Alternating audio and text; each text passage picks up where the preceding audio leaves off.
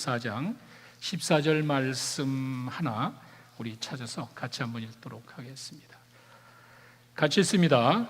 그러므로 이제는 여호와를 경외하며 온전함과 진실함으로 그를 섬기라. 너희의 조상들이 강 저쪽과 애굽에서 섬기던 신들을 치워버리고 여호와만 섬기라. 기도하겠습니다. 아버지 하나님, 우리는 알지 못하지만 우리와 함께 하시고 우리는 깨닫지 못하지만 우리 가운데 선한 뜻을 이루신 아버지 하나님, 저희가 이 자리에 있습니다. 세상 모든 일이 우연이 아니고 하나님이 인도하시고 하나님의 계획하심을 믿고 감사드리며 하나님 사랑하는 자들이 마음을 모아 예배를 드립니다. 찬양과 기도와 말씀을 통해 이 자리에 함께 계신 하나님을 깊이 체험하는 귀한 시간 되게 하여 주시옵소서. 우리에게 주신 소중한 영의 양식이 있습니다. 말씀 앞에 있습니다. 말씀을 통하여 하나님의 음성 듣는 귀한 시간 되게 하여 주시옵소서. 예수님의 이름으로 기도했습니다. 아멘. 신앙생활의 유익이 무엇입니까? 가끔 사람들이 고민을 하고 질문을 합니다. 우리가 미래에 주어질 축복은 잘 압니다. 이 세상이 전부가 아니기 때문에 저희가 이 세상을 떠나면은 하나님께서 예비하신 곳으로 갈 거라는 그 믿음이 가장 기본입니다. 여러분이 이런 하나님이 주시는 그 영적인 축복이 있습니다. 그러나 그게 전부가 아닙니다. 신앙생활의 유익이 무엇이죠? 라고 이야기했을 때 그것만 이야기한다면요, 아마 많은 분들이 신앙생활에 어려움을 겪을 겁니다. 지금 현재 살아가는 우리들에게 하나님을 향한 우리의 믿음이, 신앙의 삶이 무슨 의미가 있지? 정말 이 면에서 여러분이 확실하게 답을 줄 수 없다면 많은 분들은 고민을 하고 신앙을 포기할 수도 있습니다. 당장 내가 이 세상을 살아갈 때 힘든 이 험한 세상에 신앙이 나에게 주는 유익이 없다? 어떻게 삽니까? 제가 여러분들에게 말씀드리려고 하는 것은, 저 개인적으로는 신앙생활의 유익이 뭡니까? 저는 확실합니다. 모든 것을 합력해서 선을 이루어주시는 하나님이 함께 하신다는 그 사실이 저에게는 너무도 엄청난 축복입니다. 저는 순간순간 그와 같은 것을 체험합니다. 여러분, 합력해서 선을 이루어주신다는 그 말은 내가 실수를 했습니다. 내가 잘못을 했습니다. 내가 부족합니다. 그래도 하나님은 나의 그런 형편 가운데서도 선한 길로 인도해 주신다는, 아니 그것이 전부가 아니라는 사실을 여러분이 깨닫는다면 그거보다 더 큰 유익이 어디 있습니까? 그래서 하나님의 사랑을 느끼게 되고, 그래서 하나님의 인도하심을 자연스럽게 믿게 되고, 그래서 신앙을 포기하지 못하는 겁니다. 저에게는 그게 분명합니다. 로마서 8장 28절의 말씀이죠.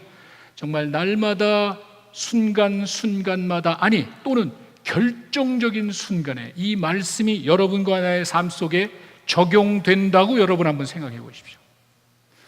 우리 같이 한번 읽겠습니다.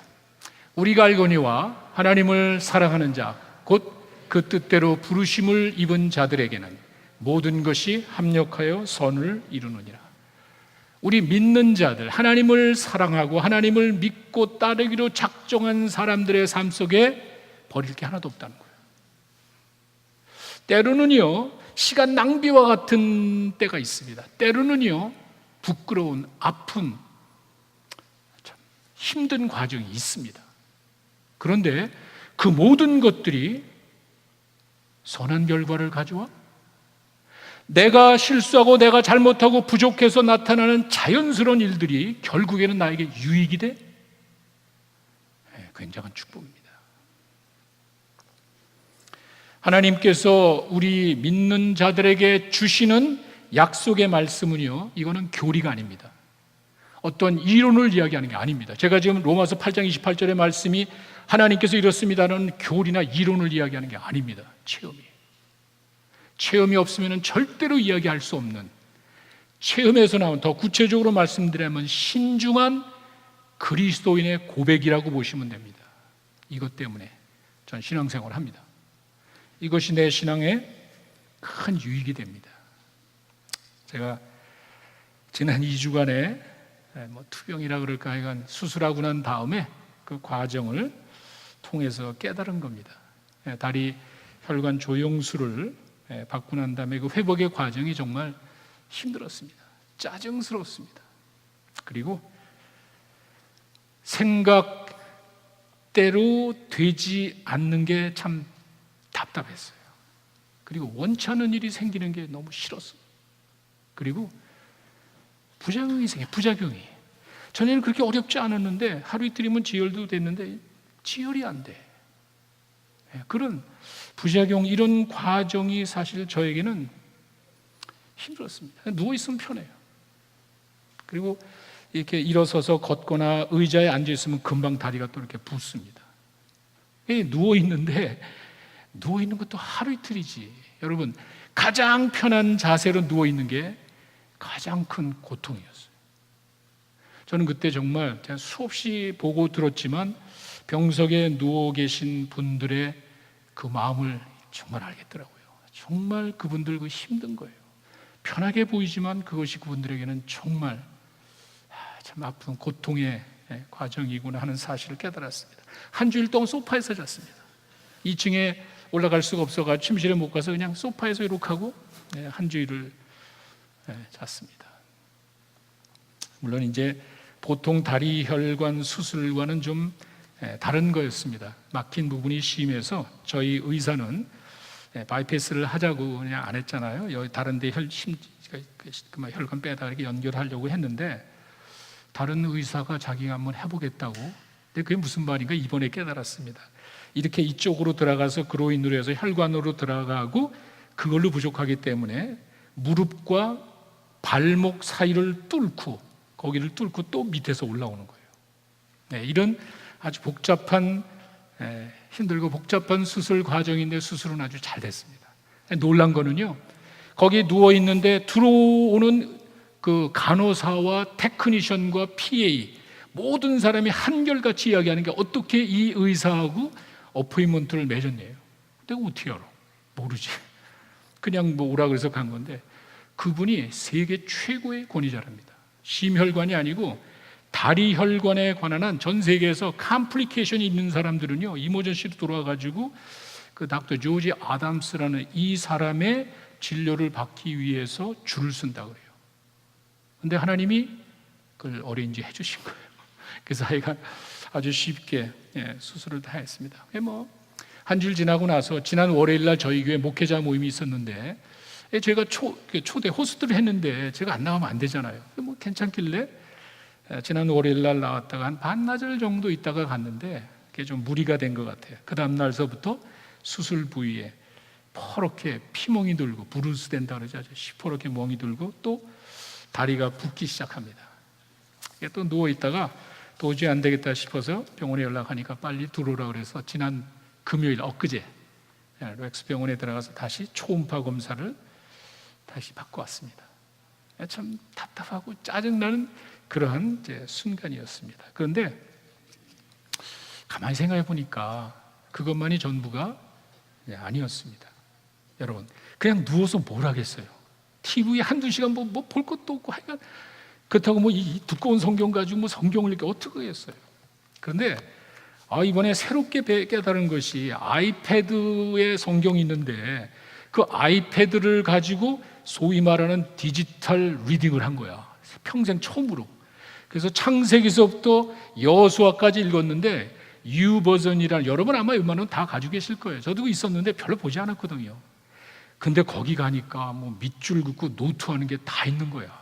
저는 사실 노트를 이게 이렇게 막 노트를 잠깐 완창 써야 되거든요. 아이패드 이렇게 하면 못 쓰잖아. 그래서 안 하고 있는데 그 U 버전이라는 데 들어가니까 밑줄도 긋고 막 노트도 하고 설교 준비하기 좋잖아요. 그러니까 누워서 그냥 아이패드 펴놓고 창세기부터 이 여호수아까지 그냥 다 읽은 거야. 그리고 오래전에 사놓고 너무 복잡해서 쓰지 못했던 아주 좋은 성경 연구 프로그램이 있습니다. 로고스 바이블이라고 책이 수백 권이 들어가 있어요. 엄청 비싸요. 수백 불 주고 샀는데 너무 복잡해. 그거 뭐 들여다보려면 너무 골치 아파가지고 열어보지도 못했어요. 그런데 이번에 그걸 다 배웠어요. 정말 궁금하실 때 어떻게 그게 가능한지. 바로 우리 큰딸이 이제 한국에서 들어왔습니다. 이놈이 들어오니까 인내를 가지고 아빠에게 셋이 밥 차려주지, 성경 다 가르쳐주지, 병원에 따라가지, 필요할 때마다 옆에서 우리 큰애가 다 도와주는 거야. 다시 느꼈는데 역시 우리 집사람은 필요할 때는 별로 도움이 안 돼. 교회 애들 보러 가네, 김치 담그러 가네, 꼭 필요할 때만 되면 없어. 하여간 딱 그때 하나님께서 우리 큰 놈을 들여보내가지고 이놈이 도와줘가지고 아주 편하게 잘 지냈습니다. 어떻게 보면은요, 불평하고 무의미하게 낭비같이 보이는 그 순간도 굉장히 유익했어요. 그 새로운 성경 그 유버전에 들어가면 성경 통독 프로그램도 있고 주제별 성경 공부 엄청나게 많아요. 그걸 모르고 있었던 거예요. 그리고 수백 불짜리 그 좋은 프로그램을 사놓고 이놈을 이렇게 보면 자기가 계속 연구하더니 깨닫고 저에게 이렇게 가르쳐 준 거예요. 그 새로운 것들을 배우게 돼가지고 지루했던 시간이 얼마나 유익했나 몰라요. 그렇지 않으면 정말 짜증나는 힘든 과정이었을 겁니다. 내 신앙의 삶 속에 하나도 버릴 것이 없다고 여러분 한번 생각해 보세요. 여러분 가운데는 어떤 분들은요, 부끄러운 과거가 있습니다. 내가 부족하고요, 내가 실수하고 잘못한 것으로 인한 안타까운 정말 가슴 아픈 일들이 많습니다. 저는요, 솔직히 말씀드리면요, 내가 원치 않는, 내가 정말 피하고 싶은 일들을 더 많이 겪은 것 같아요. 그런데 그 여러 가지 내가 원치도 않고 피할래야 피할 수도 없는 그런 어려운 환경 일들이 결국에는 나에게 유익한 것으로 간다? 여러분 생각해 보세요. 내가 실수하고 내가 잘못하고 내가 연약해서 당하는 자연스러운 결과를 하나님께서 선하게 쓰신다? 이해를 못하실 거예요. 제가 말씀드렸죠, 교리나 이론을 이야기하는 게 아닙니다. 삶 속에 체험되어지는 거예요. 그러니 우리 믿는 자들의 삶이 얼마나 참 감사합니까? 머리털까지 세신받는다. 머리털까지. 내 모든 삶에 우연이나 잘못된 게 없다는 거예요. 나는 그렇게 생각하고 여러분은 이해하지 못하고 여러분이 깨닫지 못할지 모르지만 머리털까지 세신데 그분의 계획과 그분의 손안에 있는 여러분 자신을 여러분 한번 생각해 보세요. 아무것도 버릴 게 없는 거예요. 그래서 이런 아프고 힘든 과정이 정말 참 유익한 시간이었구나. 그런 것들을 이제 깨닫게 되고, 여러분 오늘 제가 이 말씀드리고자 하는 게 여호수아의 고별사입니다. 이 여호수아가 마지막 떠나면서 백성들에게 주는 이 말은 바로 합력해서 선을 이루어 주신 하나님을 소개하는 거예요. 보세요. 그 앞에 가시면은요, 23장 14절에 그 앞서부터 이제 고별사가 시작이 되는데 보십시오. 봐라, 나는 오늘 온 세상이 가는 길로 가려니와 너의 하나님 여호와께서 너희에게 대하여 말씀하신 모든 선한 말씀이 하나도 틀리지 아니하고 다 너희에게 응하여 그 중에 하나도 어김 없음을 너희 모든 사람은 마음과 뜻으로 한대. 무슨 말이죠? 하나님이 약속하신 것이 하나도 어김없이 다 이루어진 것을 마음과 뜻으로 한대. 지나간 일들을 한번 생각해 봐라. 그 여러 가지 많은 너희들이 실수하고 잘못하고 하나님 인도하실 그 여러 가지들을 한번 가만히 생각해 봐라. 그러면은 너희들 마음속에 하나님께서 마음과 뜻으로 판단해 보라는 거예요. 하나님께서 합력해서 선을 이루어 주셔서 이 시간까지 오게 됐다는 그 사실을 마음과 뜻으로, 그냥 지나가는 게 아니에요. 잘 생각하고 네 마음으로, 네 생각으로 판단을 해봐. 하나님이 어떻게 인도해 주셨는지. 그러면서 이제 오늘 본문으로 넘어가는데, 제가 오늘 여러분들에게 여호수아의 내용을 소개하는데, 정말 여호수아를 심각하게, 시리어스하게 읽으신 분들은 아마 두 가지 문제 걸림이 있을 겁니다. 여러 가지 많은 궁금한 거 있겠지만 그 중에 두 가지는 뭐냐면은, 첫째는 하나님이 너무 잔인해. 제가 구약의 하나님이 그렇게 무서운 분이 아니라는 사실을 몇 번 말씀드렸지만 여호수아에 와서 심각하게 성경을 읽다 보니까 하나님이 너무 잔인해. 왜? 모조리 죽여버리래. 하나도 남기지 말고 모조리 죽여버리라는 말이 너무 많아. 사랑의 하나님과 좀 이미지가 맞지 않는 거 아니에요? 어떻게 해석하냔 말이에요. 하나도 남기지 말고 모조리 죽여버리래. 또 한 가지는요, 태양이 멈춘 사건이야. 하늘에 태양이 멈추고 24 지질 않았대. 어떻게 해석하냔 말이에요. 일반적인 상식으로 보통 사람의 머리로는 받아들이기 힘든 게 사실입니다. 자, 여러분들에게 분명히 말씀을 드리는데 잘 기억하십시오. 충분히 이해는 하지만 받아들이기는 쉽지 않습니다. 다시, 이해하는 것과 받아들이는 것은 별개의 문제입니다. 그걸 여러분이 아셔야 돼요. 제가 미국에 오래 살다 보니까 가끔 미국 직장 생활 하시는 분들이 어려움을 겪는 게 갑자기 레이업을 당해. 한순간에 직장을 잃어버리는 거. 내가 잘못한 것도 없는데 나하고 전혀 관계없이 그냥 레이업 당해. 회사가 어려우니까 구조조정을 하다 보니까 회사가 갑자기 다른 회사한테 팔렸어. 그러다 보니까 나하고는 전혀 관계없이 일자리를 잃어버리는 사람들이 있잖아요. 이해는 하죠. 왜? 내가 잘못한 게 아니잖아. 회사의 비즈니스 디시전이니까 얼마든지 이해는 할 수 있습니다. 그런데 문제는 그게 왜 나한테 이루어지냔 말이야. 그렇게 비즈니스로 회사가 어려워서 결정하고 나랑 관계없이 구조조정하고 딴 회사에 팔리고 그런 건 좋은데 하필이면 그게 왜 나한테 오냔 말이야. 이해는 하지만 받아들이기 어렵잖아요. 그런 일들이 있단 말이에요. 이런 것들을 여러분이 좀 구분해서 이해를 하시면 많이 도움이 됩니다. 제가 구체적으로 말씀드릴게요. 잔인하신 하나님. 6장 21절에 가시면 여호수아 몇 군데 있습니다. 6장 21절에 그 성 안에 있는 모든 것을 온전히 바치되 남녀 노소와 소와 양과 나귀를 칼날로 멸해버리래.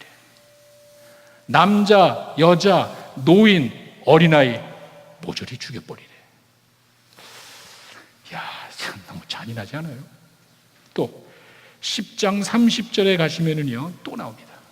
칼날로 그 성읍과 그 중에 모든 사람을 쳐서 멸하여 한 사람도 남기지 말래. 칼날로 한 사람도 남기지 말래. 그렇게까지 할 필요 있습니까? 세 번째, 11장 14절에 가면은요 모든 사람은 또 칼날로 쳐서 멸하여 이제는 호흡이 있는 자는 하나도 남기지 않았대. 호흡이 있는 자는 하나도 남기지 않았대.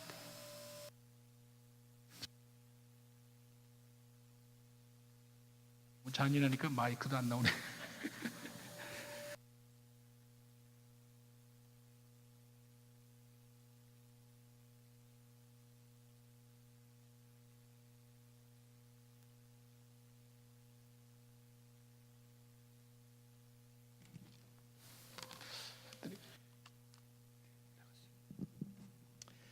자, 네, 여러분 이렇게 문자적으로 보면은 정말 이해하기 힘든 게 사실입니다. 어떻게 하나님께서 잔인하게 한 사람도 남기지 말고 다 죽이라고 이야기할 수 있을까? 근데 여기서 제가 여러분들에게 그냥 큰 그림을 하나 보여드립니다. 그 그림이라는 게 뭐냐면은 성경에서 말하는 전쟁의 개념을 어떻게 설명하는지를 여러분들에게 제가 소개하겠습니다. 이게 무슨 말이냐면은 구체적으로 하나 두 개 그 사건에 대해서 설명을 주기는 어려울지 모르겠어요. 거기에 답은 줄 수 없을지 모르지만 성전이라 그러죠. 거룩할 성자의 전쟁 전자, 거룩한 전쟁. 성경에는 홀리 워 이 개념이 있습니다. 그거를 여러분이 이해를 하시면은 이런 구절을 좀 이해하는 데 도움이 될 겁니다. 그 당시에 가나안 백성들을 다 쓸어내고 이스라엘 백성이 들어간 것뿐만이 아니라 최근에도 있었습니다. 1947년인가 48년에 유엔의 결정에 의해서 팔레스타인 지역에 살고 있던 그 사람들을 다 몰아내고 거의 2000년 동안 디아스포라 외국에 나가 살던 유대인들이 다 몰려와서 세운 나라가 이스라엘이에요. 그게 1948년에 있었어요. AD 70년에 로마의 디도 장군에 의해서 팔레스타인을 완전히 쓸어버리고 유대인들을 다 각처에 흩어졌는데 거의 2000년 아니에요? 2000년 가까이 외국에 살던 나라 사람들이 다시 들어갔어요. 다시 들어가 뭐 하나님이 가는 게 아니라 유엔의 결정이 하지만 그런 식으로 이스라엘 백성이 들어가서 자기 나라를 세웠습니다. 좀 특이한 나라예요. 이런 것들을 어떻게 설명을 해야 되는지 제가 여러분들에게 좀 아마 도움이 좀 될 겁니다. 그렇게 그런 성경에서 말하는 거룩한 전쟁, 전쟁을 합리화시키는 전쟁을 어떻게 설명하는지를 제가 여러분들에게 잠깐 소개를 하겠습니다. 먼저는요, 악으로부터 선을 보호하기 위해서는 전쟁이 필요합니다. 다시, 악을 철저하게 제거하기 위해서 전쟁은 합리화가 됩니다. 이게 무슨 말이냐면은 악한 자로 인해서 선한 자들이 피해를 볼 때, 악한 자들의 영향력이 선한 자들에게 미쳐서 이들이 고통을 겪게 될 때는 그 악은 제거해야 됩니다. 이게 이상한 개념이 아니에요. 여러분의 자녀들이 만약에 우리 착한 우리 아이가 학교 갔는데 그 학교에 나쁜 아이들이 왕따 시킬 정도가 아니라 그냥 막 몰매를 두들겨 팼습니다. 아무 이유 없이. 그 나쁜 놈들이 그냥 우리 아이를 괴롭히고 심지어는 막 폭행을 가했습니다. 그리고는 좋은 물건 다 뺏어갔습니다. 어떻게 하시겠어요? 그 나쁜 학생들은 벌을 받아야죠. 당연히 그런 짓을 저지른 그 친구 근처에도 못 가게 하고 절대로 놀지 못하고 얼씬도 못하게 하는 것이 우리들의 마음이에요. 왜? 악한 자로 하여금 선한 자를 보호한다는 개념으로 그것은 합리화가 되는 거예요. 이런 식으로 악으로부터 선을 보호하기 위해서 전쟁이 필요하고, 두 번째는 합법적인 정권에 의해서만 전쟁이 합리화됩니다. 뭐 아무나 폭력을 사용하거나 공권력을 사용해서는 안 됩니다. 예를 들어서 아이시스, 여러분 잘 아시죠? 시리아가 난리친 게 그 아이시스라는 그 부장 단체들이 신의 이름으로, 하나님의 이름으로 악한 자들을 제거한다고 해서 무자비한 폭력을 가하고 있습니다. 잘못된 거예요. 그건 합법적인 정권이 아닙니다. 그런 사람들은 폭력을, 전쟁을 할 권한이 없다는 거예요. 세 번째는 평화적인 해결책이 없을 때 전쟁을 해야 됩니다. 무슨 말이냐면 무조건 힘이 있다고 그냥 상대가 잘못했으니까 내가 힘이 있으니까 밀어붙이라는 게 아니에요. 성경에는 항상 평화적인 방법으로 해결을 하다가 평화적인 방법으로 안 되면, 받아들이지 않으면 할 수 없이 전쟁을 해야 됩니다. 여러분 아시죠? 이스라엘 백성들이 광야를 지나갈 때 그냥 지나가겠습니다라고 이야기했는데 그 가나안 족속들이 막 전쟁을 일으켰습니다. 결국에는 그들이 멸망을 당하죠. 이런 식으로 한 세 가지 정도를 두고 전쟁을 합리화합니다. 악한 자로부터 선한 자를 보호하기 위한 것이고, 합법적인 정권에 의해서는 가능하고, 평화적인 해결책이 없을 때 전쟁을 해야 됩니다. 거기에 하나가 더 있습니다. 이건 이제 신학적인 이유라고 그러는데, 그저 이스라엘 백성들이 가나안에 들어간 게 그냥 침략해 간 게 아니에요. 그렇게 보면 안 됩니다. 창세기 15장 16절 이후에 가시면 정확하게 18절 21절 가면은요, 하나님께서 아브라함에게 그 땅을 주셨습니다. 구체적인 민족까지 다 줬습니다. 수백 년 전에 하나님께서 약속한 땅을 성취하는 과정으로 봐야지, 내 땅을 내가 차지하는 걸로 봐야지 엉뚱하게 침략해서 들어가는 것으로는 보지 말라는 게 그런 말입니다. 악한 영향력을 제거해야 된다는 거, 요즘 우리가 하고 있습니다. 최근에 항암 치료하시는 분 얘기를 제가 듣고 또 한 번 느꼈습니다. 여러분, 그 항암 치료가 말이 항암 치료지 정말 그 과정은요 끔찍합니다. 케미칼, 그 아주 독한 케미칼을 쓰고요, 그것도 안 되니까 불이죠. 불, 방사선으로 막 지지고 그냥 하고 또 하고 또 하고 끝까지 하는 거예요. 왜? 자그마한 암세포 하나라도 남아있으면 재발이 되기 때문에. 그 몸에 완전하게 암세포를 제거하지 않으면 언젠가 이것이 다시 재발이 되잖아요. 그 말이에요. 악의 영향력이라는 게 그렇게 무서운 것이에요. 하나님께서는 철저하게 악을 제거하기를 원하시는 게 왜? 선한 자들을 보호하기 위해서. 의사가 그렇게 잔인할 정도로 케미칼을 갖다가 붓고 이 방사선을 갖다 쓰고 그 환자를 죽이고 막 그냥 괴롭히는 이유가 뭐냔 말이에요. 살리기 위해서. 자그마한 암세포라도 남아있으면 이게 재발이 되니까. 악의 영향력을 제거하는 그 하나님의 마음을 우리는 이제 그렇게 봅니다. 다시 이해는 할 수 있지만 받아들이기는 쉽지 않습니다. 최근에 미국에 엄청난 사건이 있었죠. 미국 신문을 보신 분들은, 뉴스 보신 분들 아마 깜짝 놀랐을 겁니다. 미국의 엄청난 대학 입시 부정 사건이 발견이 됐습니다. 돈 많은 부모들이, 유명 인사들이 돈을 엄청 들여서 뇌물을 줘가지고, 또는 성적표를, SAT 성적을 바꿔가지고 유명한 대학에 자기들의 자녀를 입학시킨 거예요. 뭐 몇십만 불에서 수백만 불까지의 뇌물을 바쳤습니다. 내 자녀를 좋은 대학에 보내기 위해서 부정한 방법을 저질렀습니다. 문제는요, 그렇게 한 것도 중요하지만 그것 때문에 떨어진 학생들이 있잖아. 그 학생들이 불이익을 당하잖아. 그리고 어떻게 해서라도 내 자녀를 좋은 대학 보내려고 불법적인 방법까지 할 수는 없죠. 무슨 말이냐면은, 뭐 부모가 뭐 강도질하고 뭐 이런 건 아니지만, 부모가 자녀를 사랑하는 마음은 뭐 그도 이해는 하지만 받아들이기 어렵죠. 그 방법은 잘못됐죠. 이렇게 우리가 사는 환경에 이해는 할 수 있지만 정말 받아들이기 힘든 일들이 있습니다. 자, 또 한 가지는요, 태양이 멈춘 사건인데, 여호수아 10장 13절에 그 내용이 나와 있죠. 역시 소설 같은 이야기입니다. 이걸 어떻게 해석을 합니까? 아모리 족속과 싸울 때 여호수아가 기도를 하니까 태양이 멈춰 있었답니다. 뭐 꼭 그렇게까지 해야 됩니까? 그저 하나님께서 아모리 족속을 물리치도록 도와주셔서 전쟁에 승리했다 그러면 되는 거 아니에요? 꼭 태양이 멈췄다 이런 표현을 해야 됩니까? 여러 가지 해석이 있더라고요. 책을 보니까 이스라엘에게 힘을 더해 달라는 의미였고, 하루에 할 전쟁을 반나절에 끝냈다는 것을 이렇게 표현했다, 뭐 이렇게 해석하는 것도 있고, 태양이 아니고 태양의 열기를 멈춰 달라는 기도였대요. 여호수아가 기도한 게 태양을 멈추는 게 아니라 너무 뜨거우니까 태양의 열기를 좀 멈춰 주십시오. 그래서 태양의 열기를 하나님이 구름으로 가려가지고 열기가 멈춘 상태에서 전쟁을 해서 이겼다, 이렇게 해석하는 게 있고, 또 하나는 실제 사건이에요. 해가 졌어요. 그런데 하나님이 굴절시켜가지고 태양이 마치 떠 있는 것 같이 보이게 했다. 궁색한 해석이에요. 그렇게 인간적으로 머리를 써서 해석할 필요가 없습니다. 왜냐하면요, 그 다음 절이 중요해요. 10장 14절에 보시면요, 그와 같은 사건이 전무후무하되 초자연적인 현상이었습니다. 그냥 하나님께서 태양을 멈춘 거예요. 창조주 하나님께서 그냥 태양을 잠시 멈췄다고 보는 게 낫지. 왜?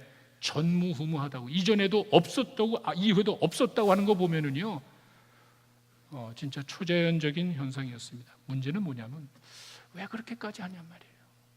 왜 그렇게까지 하나님께서 그냥 아모리 족속과 싸워서 이겼다고 하면 되는데 무슨 뭐 태양을 멈춰 그렇게 할 이유가 뭐가 있냔 말이에요. 그것을 깨닫는 게 더 중요한 거예요. 성경의 깊이라는 건 바로 그런 의미를 깨닫는 게 중요한 것이에요. 그건 뭐냐면은, 애굽에서 역사하시는 하나님, 애굽에서 그 애굽의 신들을 능가하는 그 10가지 재앙을 통해서 하나님께서 이스라엘 백성을 해방시켰잖아요. 노예들을. 광야에 가더니 막 홍해 바다가 갈라지고 뭐 만나가 내려지고 반석에서 물이 나고 전쟁 말할 것도 없고, 하나님께서 애굽에서 역사하시고 광야에서 역사하시고, 이제는 가나안에서도, 약속의 땅 들어온 가나안에서도 하나님이 역사하시더라. 그 사실이에요. 더 중요한 거는요, 하나님께서 이렇게 모세와 함께 하셔서 애굽에서 광야에서 역사하실 때, 이제는 여호수아 하나님이 세우신 그 지도자로 하여금 지금도 그런 엄청난 역사가 이루어지고 있다는 사실을 그 세대들에게 알려주는 거예요. 단순히 전쟁에서 이겼다가 아니에요. 다시 애굽에서 역사하시고 광야에서 역사하시고 가나안에서 역사하시는 하나님, 지금도 여러분과 함께 하시는 줄로 믿습니다. 필요하면은 하나님이 역사하신다는 거예요. 그 메시지예요. 비록 잔인하게 보이지만 악의 영향력을 철저하게 제거하고자 하는 하나님의 마음, 비록 소설 같은 내용이지만 필요하면은 창조주 하나님께서 그 사랑하는 백성들을 위해서 무엇이든 해주신다는 그 메시지, 이런 내용들을 염두에 두고 오늘 본문의 말씀을 여러분이 보셔야 됩니다. 죄에 대한 철저한 하나님의 반응과 창조주 하나님의 놀라우신 역사를 근거로 여호수아가 이야기를 합니다. 오늘 14절에 있는 말씀이 이거죠. 여호와만을 섬겨라. 무슨 말이냐면 첫째는 신앙의 전통을 지키라는 말입니다. 신앙의 전통을 지켜라. 24장 전체에 조상이라는 말이 7번이 나옵니다. 24장을 읽어 나갈 때 조상이란 말을 7번 이상을 쓴 거는요, 너희들이 지금 이렇게 있는 게 우연이 아니야. 내가 알지 못하고 깨닫지 못한다고 부인할 사건이 아니라는. 왜? 아브라함을 통해서 이야기하셨고, 그 다음에 이삭과 에서, 야곱을 통해서 말씀하셨고요, 그리고는 모세와 아론을 통해서도 하나님이 역사하셨단 말이에요. 그 하나님이 지금도 너희들과 함께한다. 신앙의 전통을 지켜라. 여러분 아시죠? 하나님께서 아브라함을 불러서 약속하신 것이 너는 복의 근원이 될 거야. 내가 너에게 복을 주는 것만이 아니라 너로 인하여 많은 민족이 복을 받을 거야. 진짜 그렇게 됐죠. 그 조카 롯이 소돔과 고모라 성에서 나오게 된 것은 아브라함을 생각해서 하나님이, 아브라함 때문에 롯이 복을 받은 거예요. 야곱이 삼촌 집에 가서 이제 집에 가겠다 그러니까 삼촌이 이야기하잖아요. 야, 너로 인해서 내가 복을 받았어. 남아있어다오. 야곱 때문에 삼촌 집이 복을 받았다는 사실을 그 삼촌이 고백하잖아요. 요셉 때문에 보디발의 집이 복을 받았잖아요. 무슨 말이죠? 하나님의 약속하신 것들이 조상을 통해서 하나하나 그대로 이루어졌기 때문에 그 조상이 섬겨온 하나님 전통을 지켜야 된다. 그런 메시지를 내주고 있습니다. 또 한 가지는요, 신앙의 순수성을 지키는 겁니다. 14절에 시작할 때 그러므로 이렇게 되죠. 이 그러므로라고 시작했을 때는 그 앞에 1절서부터 13절, 14절까지의 그런 모든 내용을 종합해 봤을 때 결론입니다.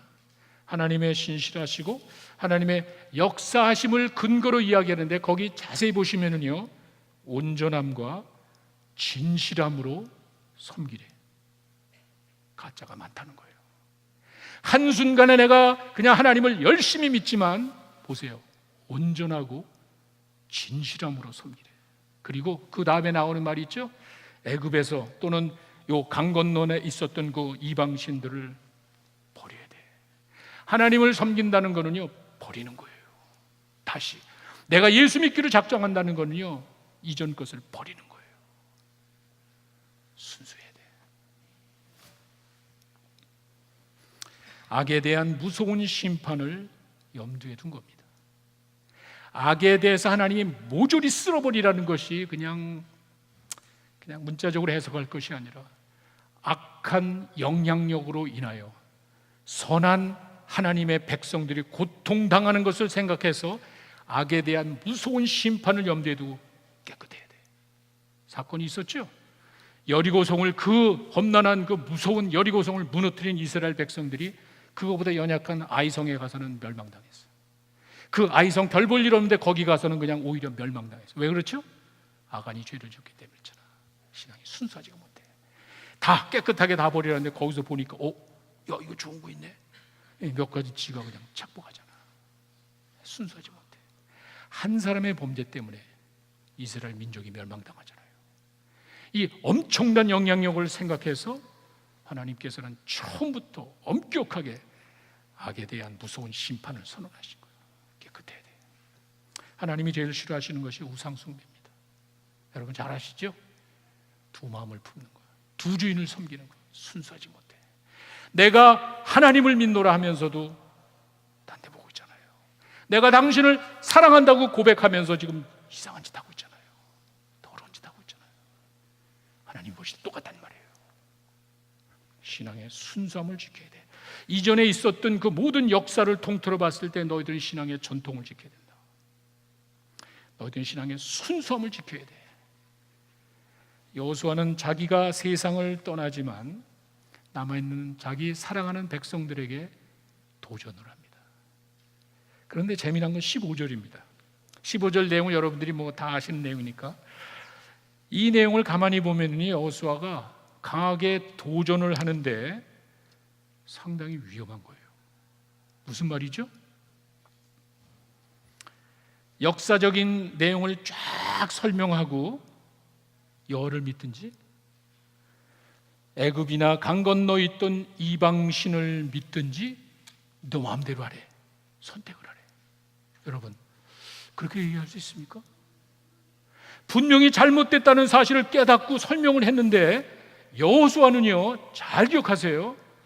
하나님을 믿든지 우상 숭배하는데 네 마음대로 해.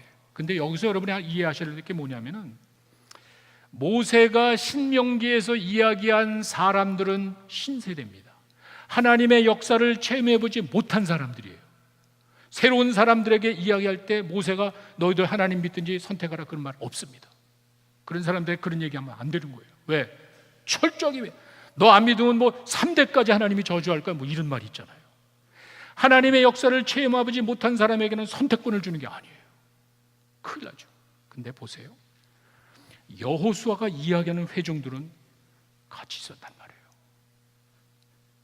여리고성이 무너지고 요단강이 갈라지고 태양이 멈춰, 이런 엄청난 역사를 체험한 그 사람들에게 이야기하는 거예요. 하나님의 역사를 체험하고 하나님의 축복을 맛본 사람들에게 이야기하는, 선택해라. 이게 무슨 말이죠? 신앙은 강요해서는 안 된다는 거예요. 신앙은 선택입니다. 내가 신앙 고백을 했으면은, 내가 하나님의 역사를 체험했으면은요, 책임 있게 선택해야 돼. 내가 하나님 앞에 사랑합니다, 하나님 믿겠습니다 작정했으면 그대로 살라는 거예요. 간짓하지 말고. 그러나 하나님을 모르고 신앙이 연약한 사람들에게는 그렇게 하면 안 되죠. 구분할 줄 알아야 돼. 성경을 보시면서 이렇게 신앙을 적어도 하나님의 역사를 체험한 사람들에게는 무조건 힘은 그럴 필요 없습니다. 여러분이 선택하십시오. 어떻게 보면은 저희 교회 신앙생활 모습이 좀 자유스러울 수 있습니다. 저는 여러분에게 누차 말씀드렸듯이 신앙의 자유를 강조하는 사람이야. 진리를 알지니 진리가 너희를 자유케 하리라. 제 인생을 바꿨습니다. 제가 목사가 된 비결이 바로 그 말씀이었습니다. 진리는 예수님이고 하나님의 말씀인데, 진리를 알지니 진리가 너희를 자유케 하리라. 자유 있습니까? 제가 그 당시 사람들을 봤을 때 그렇게 신앙생활 열심히 한 장로님들, 집사님들, 우리 주변에 있는 사람들 자유함이 없더라고요. 저는요, 그때 깨달았습니다. 신앙을 율법적으로 할 그거는 하나님 앞에 판단하는 거, 사람에게 보지 마시고 내 신앙 양심으로 하나님 앞에 바로 서서 자유함으로 가지고 선택하십시오. 여러분, 책임 있는 결정을 하고 그 결정에 신실하게 나아갈 때 여호수아에게 함께 하신 하나님 여러분과 함께 하실 줄로 믿습니다. 광야의 삶 자체가 날마다 순간순간마다 고난입니다. 어려운 일을 당할 때마다 여러분이 누구를 생각하느냐에 달린 거예요. 내 인생의 어느 한순간에도 여러분이 보장할 만한 날이 없습니다. 날마다 순간순간마다 어려운 일을 당할 때마다 주의 약속을 붙들고 살아가는 여러분 되시기를 바랍니다. 약속대로 이루시는 하나님, 여러분과 함께해 주실 줄로 믿습니다. 기도하겠습니다.